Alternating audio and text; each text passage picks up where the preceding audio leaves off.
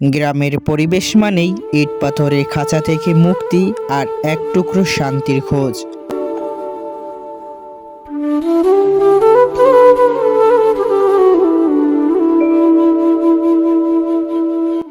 গ্রামে পা রাখলেই যে জিনিসটি সবচেয়ে আগে চোখে পড়ে তা হলো চারিদিকে দিগন্তজোড়া সবুজ মাঠ।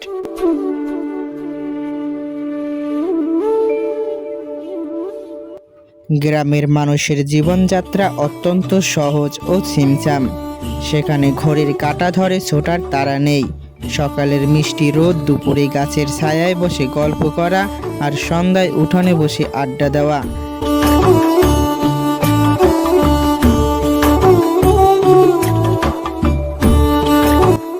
শহরের ধুলোবালি মাখা বাতাসের বিপরীতে গ্রামীণ পরিবেশের সতেজ ও নির্মল বাতাস নিমিষেই ক্লান্তি দূর করে দেয়।